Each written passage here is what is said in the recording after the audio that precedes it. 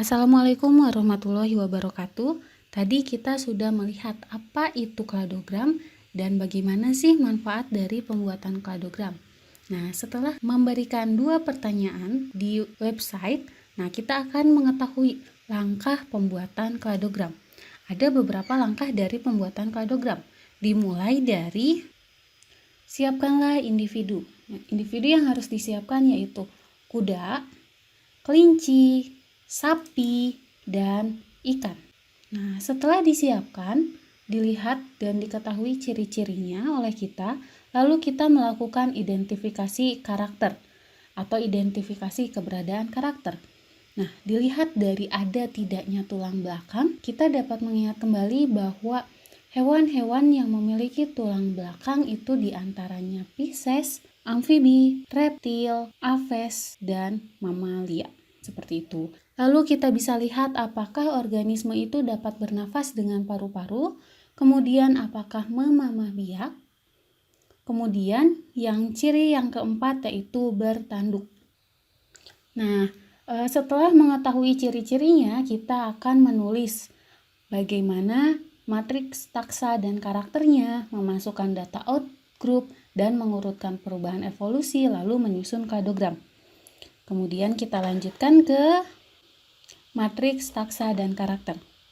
Dari hewan kuda, kelinci, sapi, dan ikan. Nah, karakter yang diamati yaitu tadi kita ulang, keberadaan tulang belakang, apakah melakukan atau bernafas dengan paru-paru, lalu memamah biak, dan memiliki tanduk atau tidak. Kita lihat kembali. Untuk spesies A, telah kita ketahui bahwa spesies A ini yaitu kuda. Nah, jika dilihat, keterangannya diberi 0 jika tidak memiliki ciri yang diamati, lalu berilah angka 1 jika memiliki ciri. Kita mulai dari pertama yaitu kuda. Apakah kuda memiliki tulang belakang? Ya, kuda memiliki tulang belakang. Lalu dilihat kembali karakternya, apakah kuda bernafas dengan paru-paru? Betul. Lalu apakah kuda memamah biak? Betul. Lalu apakah kuda bertanduk? Tidak. Kuda tidak memiliki tanduk. Lalu beri angka 0. Untuk yang B, kelinci, kita perhatikan kembali. Apakah kelinci memiliki tulang belakang? Kelinci memiliki tulang belakang. Lalu apakah kelinci bernafas dengan paru-paru? Betul. Apakah kelinci melakukan mamah biak? Tidak.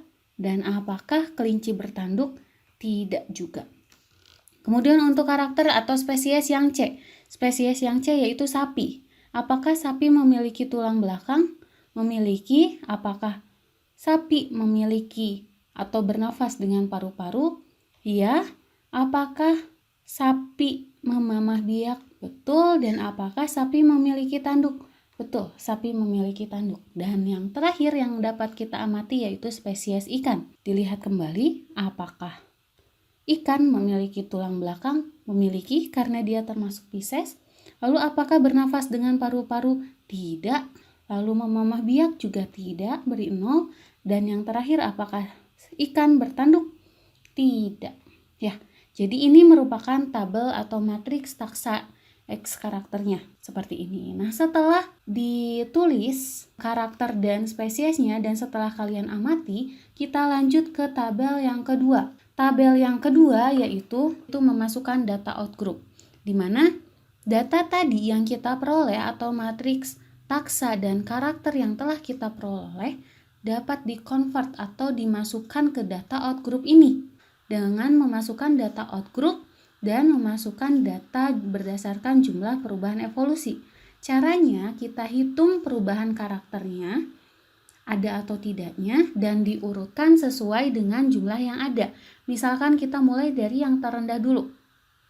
Di mana dari yang terendah itu D, dia hanya memiliki satu karakter dari keempat ini. Lalu jumlah perubahan evolusinya 1. Kemudian tahap selanjutnya kita hitung ada B, di mana B ini memiliki 2 karakter yang sama yaitu karakter 1 dan 2, yang lainnya 0 atau tidak punya, lalu tulis jumlah perubahan evolusi.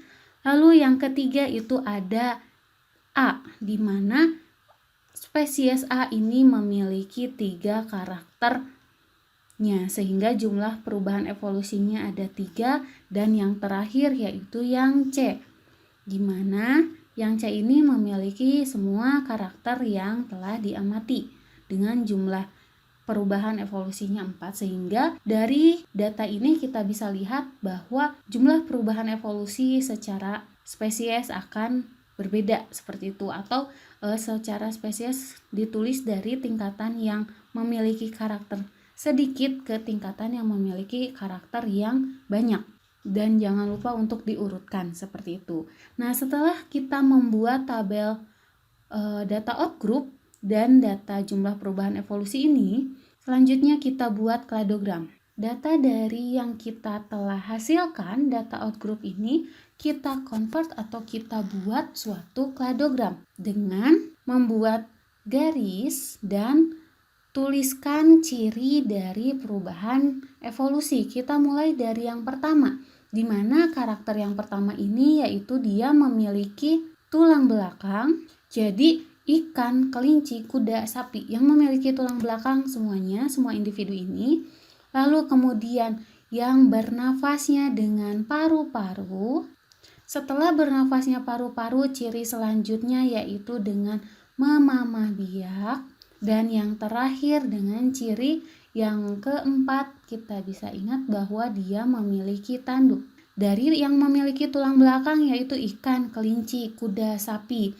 Lalu yang bernafas dengan paru-paru yaitu kelinci, kuda, sapi. Ikan tidak termasuk. Yang memamah biak apa aja? Ada kuda, sapi, dan memiliki tanduk hanya sapi saja. Nah, ini adalah rancangan kladogram yang dapat kita buat. Sehingga dapat kita peroleh kesimpulan bahwa urutan evolusi ini dimulai dari ikan, lalu kelinci, lalu kuda, lalu sapi, seperti itu.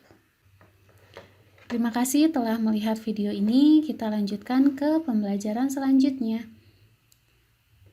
Wassalamualaikum warahmatullahi wabarakatuh.